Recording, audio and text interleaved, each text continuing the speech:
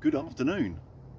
Well, you join me on this solo using the smallest hammock I've got.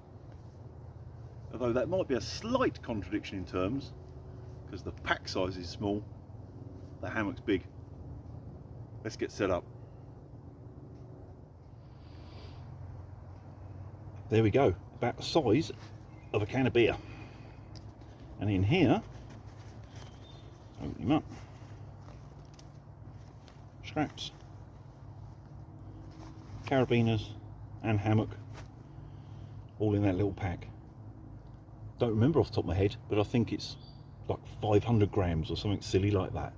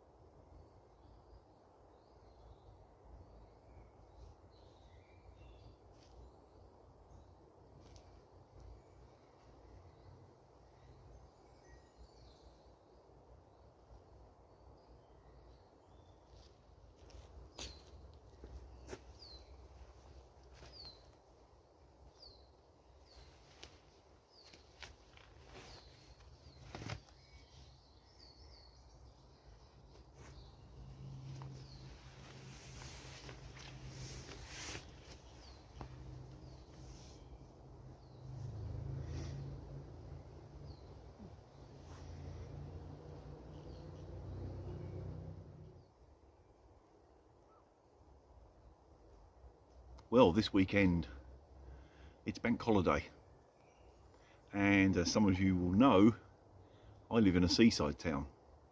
It's chaos in town, and as much as that's nice for the local economy, I'm not really a fan of that many people, that much traffic and all that noise. So as everybody starts flooding into town, I get out. So I've come out on a solo. It's quite warm. I haven't brought my underblanket, mainly because with this hammock, with its size, shape, design and so on, it's a bit of a pig to put an underblanket on it. It's possible, I've done it, but it's a compromise.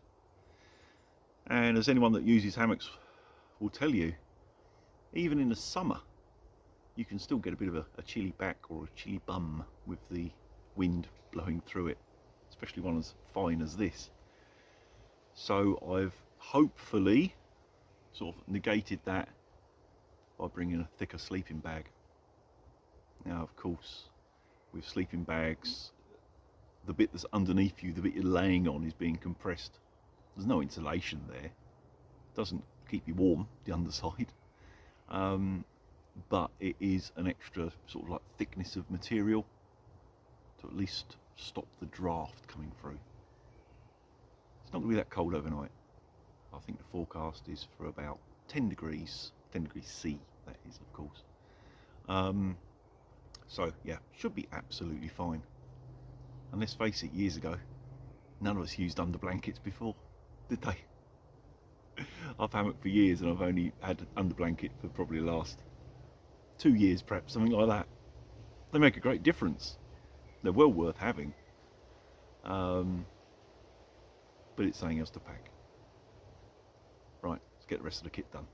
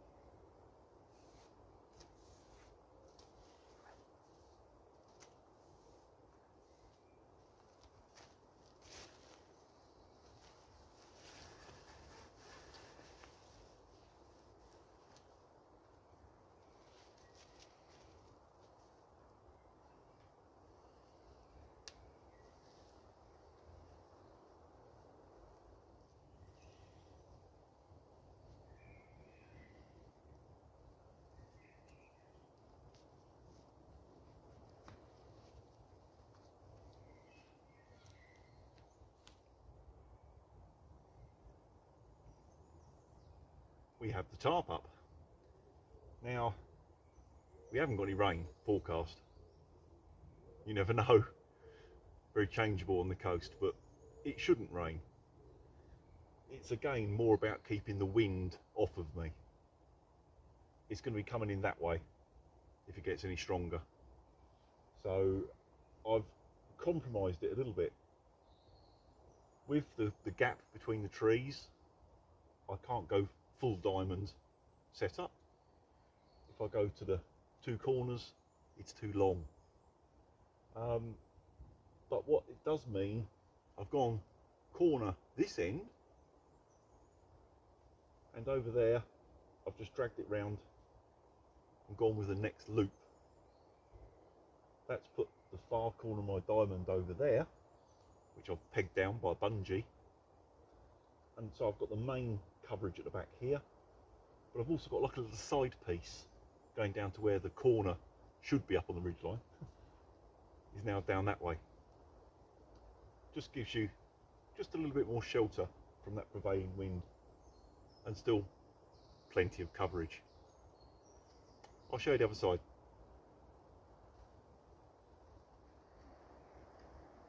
Right, I'll have to do this bit freehand, so forgive the wobbling. So yeah, this corner, gone from the proper corner, shall we say, if we was doing a diamond setup. The back corner on the floor, normal diamond setup. But on the far side there, I hope you can see that, the other corner, where I've dragged the tarp over to one side to the next loop, is just bungeed down the floor. So I've got my normal triangle here that you would have coverage, and a side flap there to keep the wind out.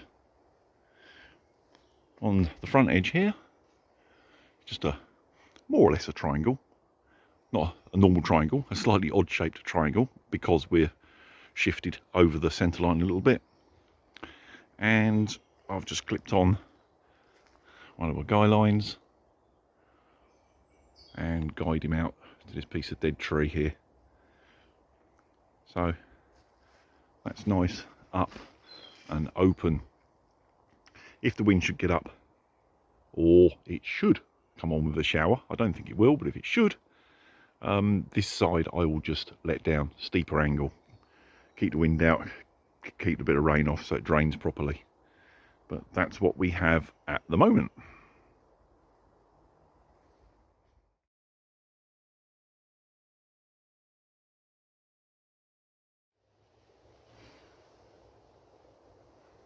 Right, now all the accommodation's set up, it's about time that I went off searching for Bigfoot. I'm only kidding. I'm going to go and get some firewood. I will stop taking a piss out of other YouTubers and whatever, I promise. I just find it all a little bit funny. Right, gloves on, armed with a bow saw. Let's get some fuel done.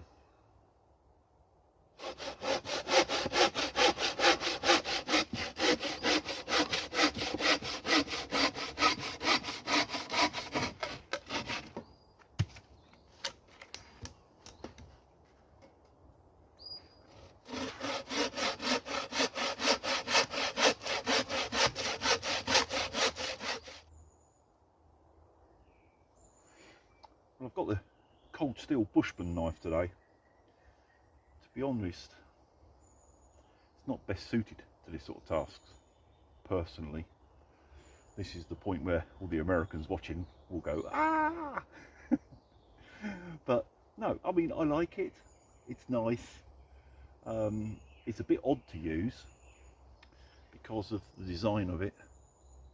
The blade isn't centralised on the handle, it's a bit offset. So for some tasks it can feel a bit funny. And it's quite a fine blade.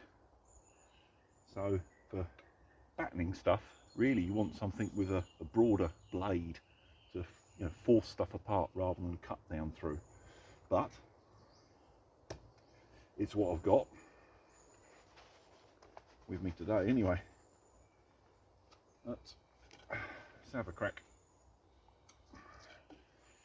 Not really the heaviest stick for using as a whacker either, but we shall see.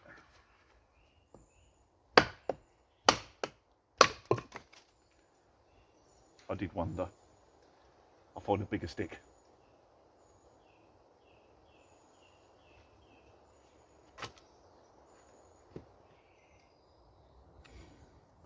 Well, that's a bit thicker and heavier. The reason I didn't go for this in the first place is because of the thickness. My hands aren't very good. I've got arthritis in my fingers and that sort of thing. So this sort of job I struggle with unless it's a smaller handle that I can, you know, properly curl my hand around. Stretching around something like this, it's very uncomfortable, especially on my thumb. But needs must.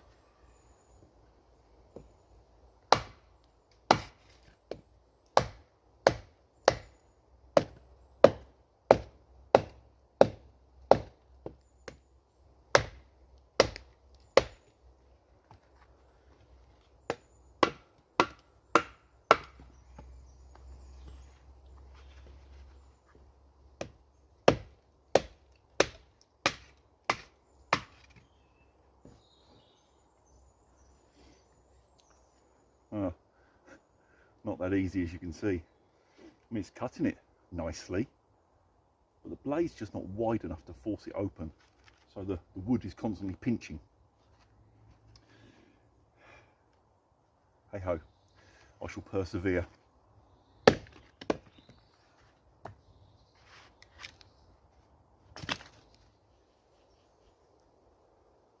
It did the job, I suppose. It's too fine. It cuts rather than splits, and the very fine back edge absolutely destroys whatever you're hitting. But I thought I would leave in those clips of me sort of struggling a bit, just to show it's not always as simple as you see it on film. This whole, you know, one strike, ping, pops open. With a big knife, yeah, with nice straight grain wood, that happens. Certainly with my big British Army knife, it's a lot easier, but that bugger's a lot heavier to carry as well. Right, time for a sit down. Well, that's most of the job's done. Got my firewood ready for the fire later. Not that it's cold, but there's quite a few bugs about. It will keep the bugs at bay a little bit. I've got my bug spray on, so that keeps them off me. I think it's time for beer.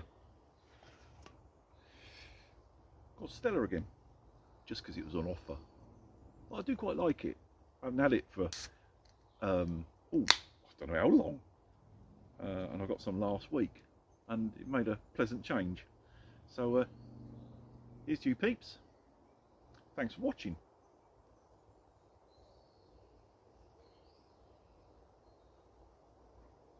Somehow it sort of goes together, doesn't it? Having a beer on a hot, sunny bank holiday.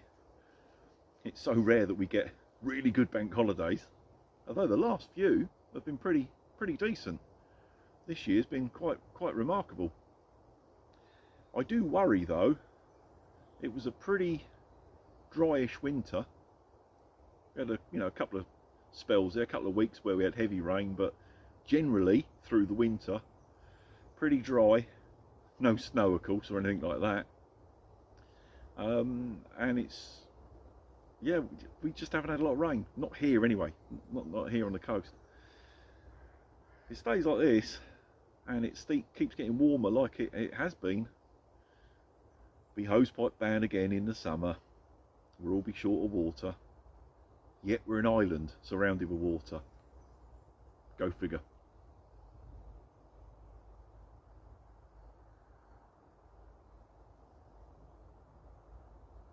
Maybe if some of these water companies concentrated on stopping the leaks, because they reckon over half our water actually is lost through leaks. I mean, how ridiculous is that? If they concentrated on that rather than paying out these massive bonuses to all and sundry and releasing all this sewage and whatever in the sea, although I sort of understand that as a compromise. It'd make a lot more sense with shore water. On the sewage into the sea, a lot of people are up in arms about it, me included. You know, it's not right. But with the system we've got in place, especially, you know, in my hometown, the town very much boomed sort of Victorian times, and most of our sewage system is Victorian sewers, so you can imagine how out of date and knackered they are. Well, since Victorian times, the town is now probably 3 times as big, maybe more, but no new sewers have gone in, so everything is way over capacity.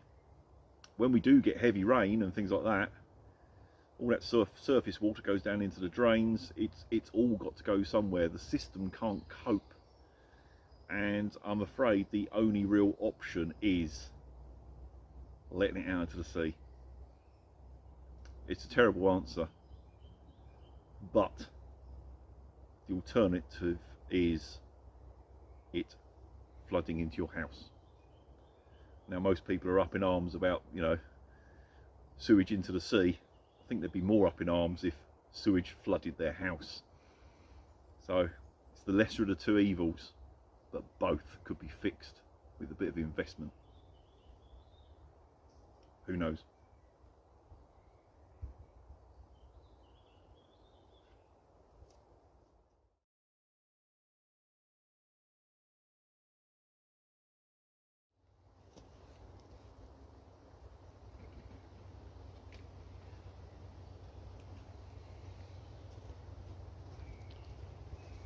Coffee time.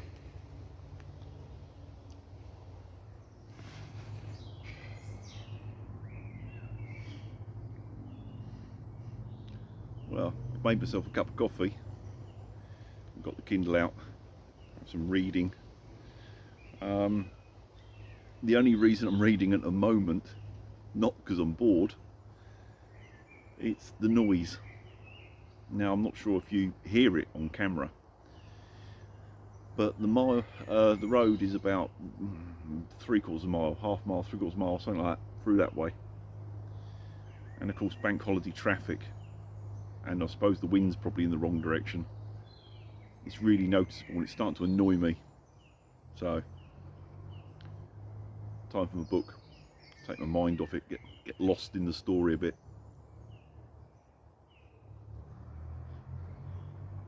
Oh, bugger, that's still a bit hot. And the other thing, just through that way, on the edge of the wood, fair way off, but on the edge of the wood, one of the local farmers has obviously got his tractor out. So all I can hear is this bloody diesel engine roaring away in the background too. Not ideal, but what are we now? Nearly 6 o'clock. With any luck, before too long, they'll all bugger off and it'll be nice and quiet.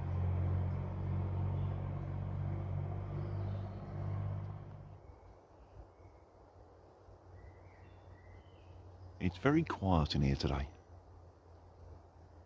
No movement, small amount of wind, but not much in the way of wildlife. Birds are singing. I'm expecting that to get a bit louder. It always is, just before the sun goes down. Apart from the traffic noise in the background, not bad. I've been worse places.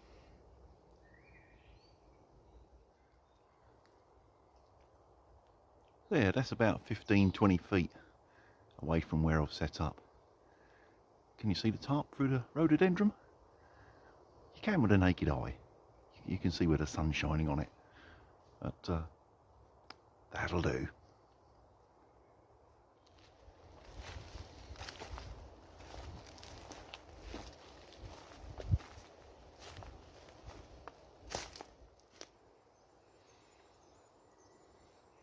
Oh, and while I think about it, another bit of news, because some of you probably won't have seen my community post. I know YouTube's a bit rubbish about notifying for stuff. First week in August, I'm going on a little trip. What I'm planning is basically to drive round the southern half of England, more or less, because I would like the opportunity to catch up with some of the subscribers, online friends, and that sort of thing. So what I'm planning is leaving on the Saturday morning, driving from where I am on the coast in East Sussex up to, Norfolk sort of area, the east coast there. Spending a night up there, and then depending on what the plans are, on who I'm going to meet and whatever, might do a second night there, might move on, I don't know. Next stop will be cutting across and going up Peak District, that sort of area. Midlands, let's put it that way, Midlands. So no firm plan as of yet. Possibly catch up with some people there. From the Midlands, I'm thinking of heading sort of southwest down through Wales. That's sort of on the cards. And popping out the bottom of Wales, sort of, and dropping into Devon, Dorset, that sort of area. Depending on, who I meet up on my travels.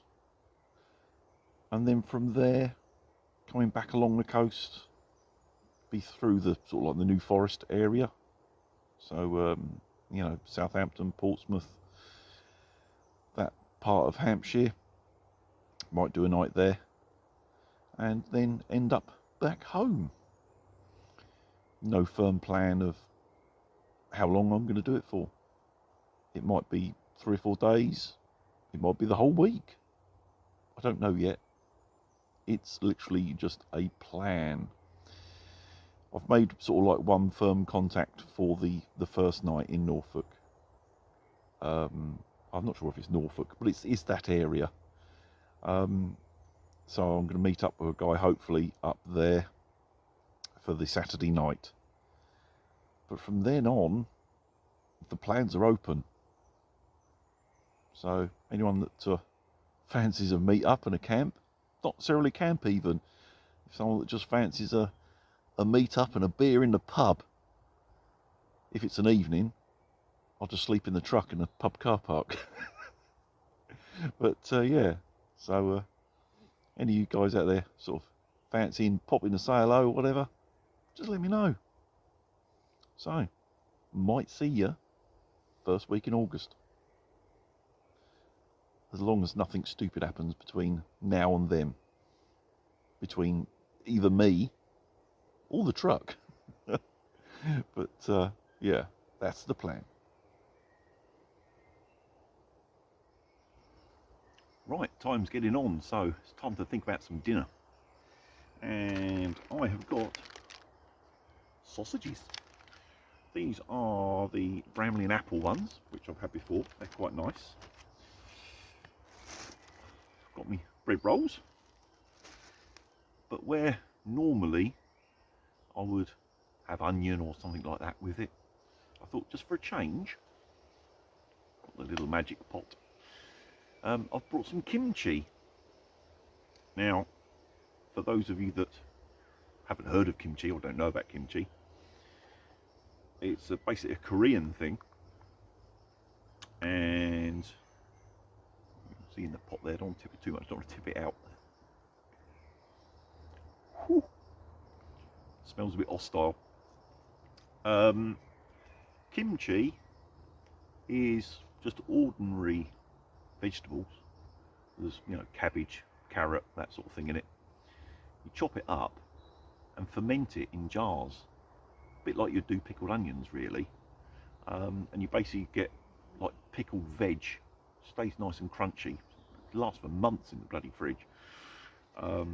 Kate makes it at home with big jars of it, and I've just brought a little pot to go in there just for a change really. but it's quite nice stuff. A little bit chilly in there and things like that. So it's got a bit of spike to it, a bit of crunch to it. Just makes a pleasant change. So I'm quite looking forward to having that with my sausages.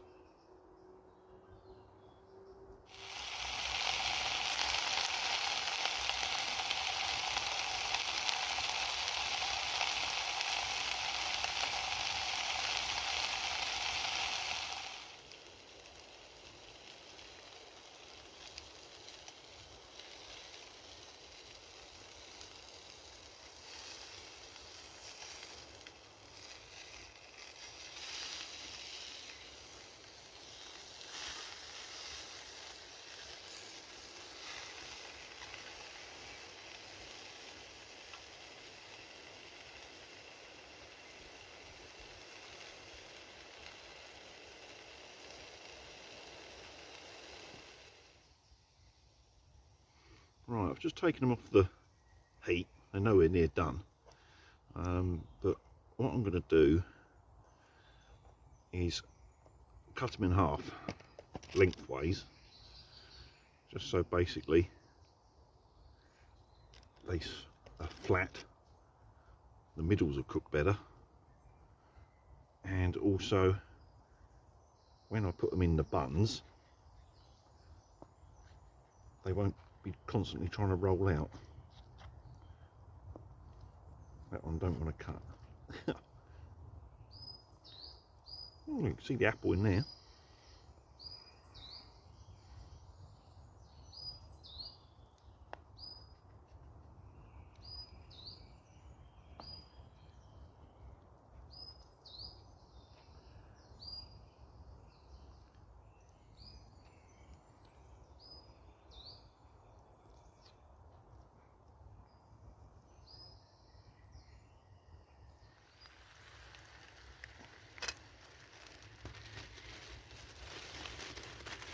I've just got my buns out of the bag. I noticed that one of them's got a bit squashed, so I think that'll be a single sausage. Even the good one isn't really big enough. Let's put that fat one in there. Should have got different buns really, but you know, it's one of them things. That's what was in the cupboard, so that's what we're having.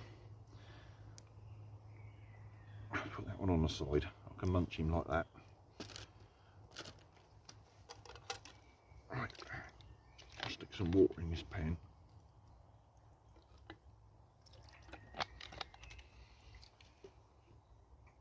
Stick that back on the fire to heat up, just to make washing up a bit easier. Let's dive into the kimchi. A bit of stray carrot there, stuck to the lid.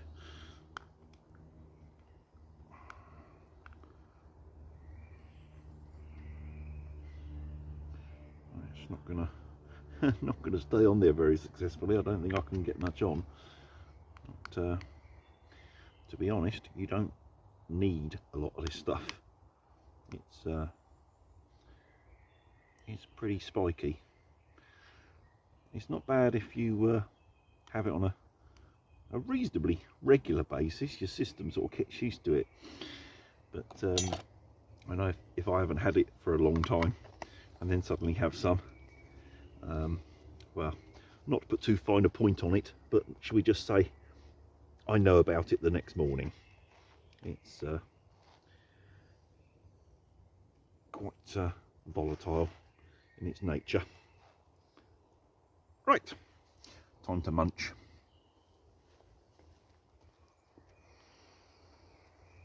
Right, let's give these a go. I've had kimchi with a few things, but never with pork and apple sausages. But hey, why not? We had some the other night with wild boar burgers. Damn, that was good. They went so well together.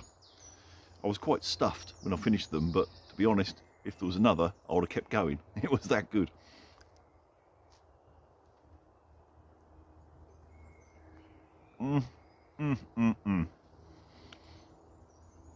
Right, enough of that. Well, it was time for the fire. Getting a few bugs about now. Always seems to get worse in the evening. So I'll get that established, and then I've got some sort of rotten old bits to stick on that won't burn as well, but they will smoke, and that's what I'm after.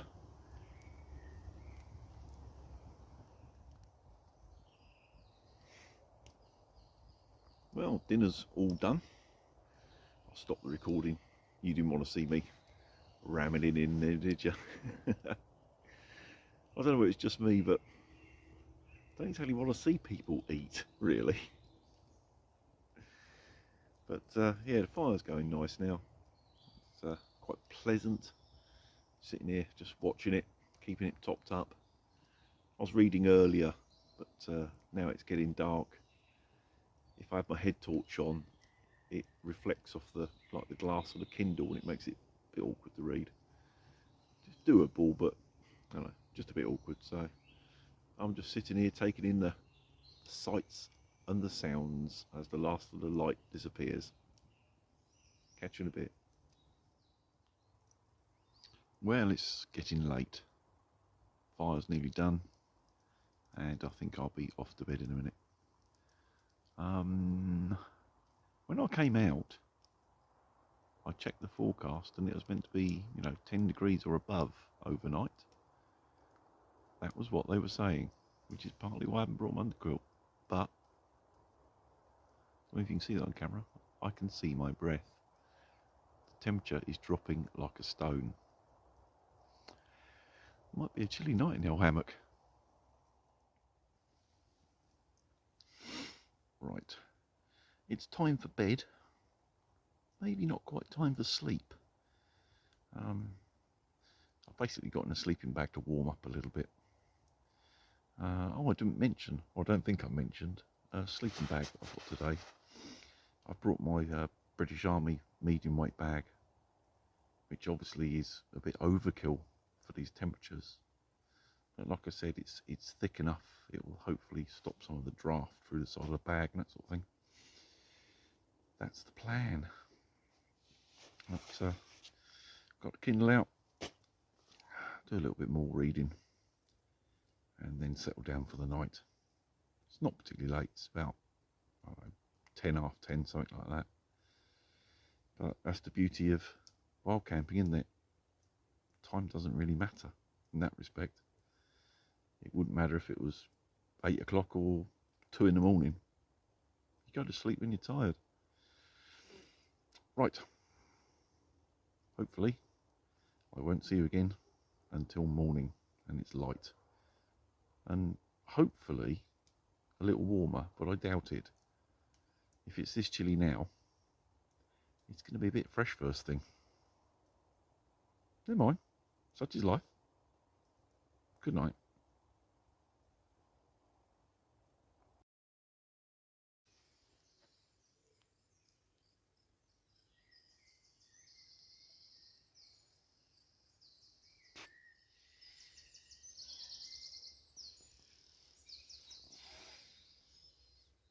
Good morning.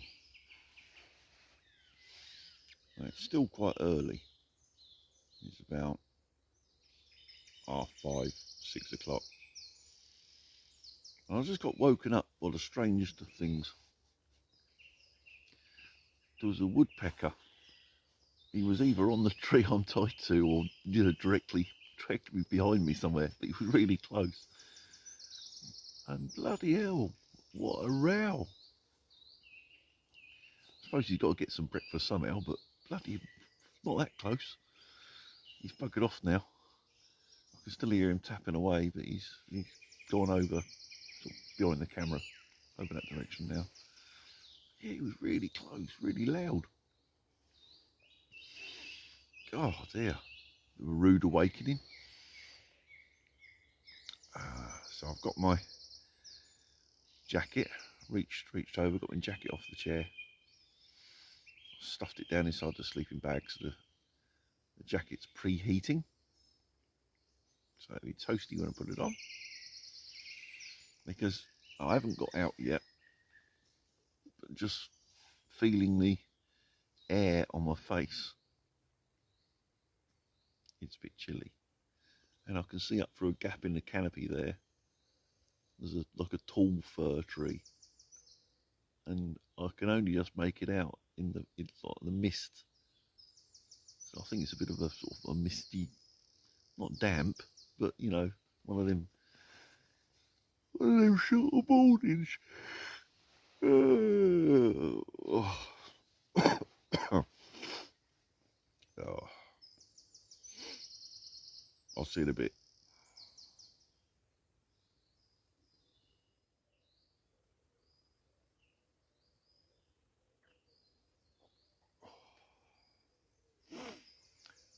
Morning again. That is a bit fresh. Much chillier than I expected. All the weatherman forecast. Never mind. I was fine overnight. I was plenty warm enough and slept okay, so it doesn't matter. I'm just gonna have this coffee. Get something nice and warm. Have my biscuits with it, and then think about packing up.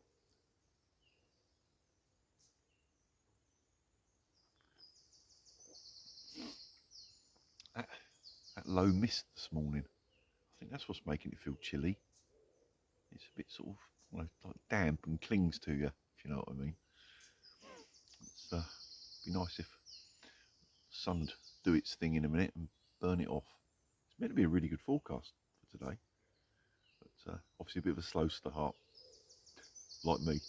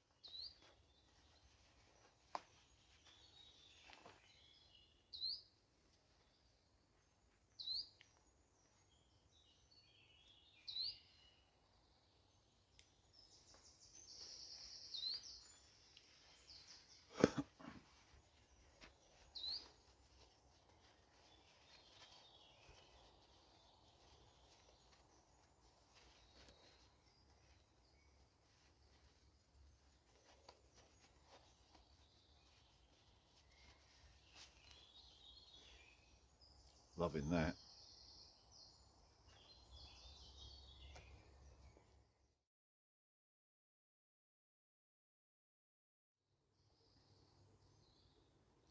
That's everything packed, all back in the bag. Is it just me, or is it when you pack up, it seems to go in so much easier? Okay, I've consumed my water and consumed the food. That didn't take up that much space, yet it went in easier this time. Who knows? Camping magic. Never mind. I'm off home. Thanks for watching. I'll see you soon.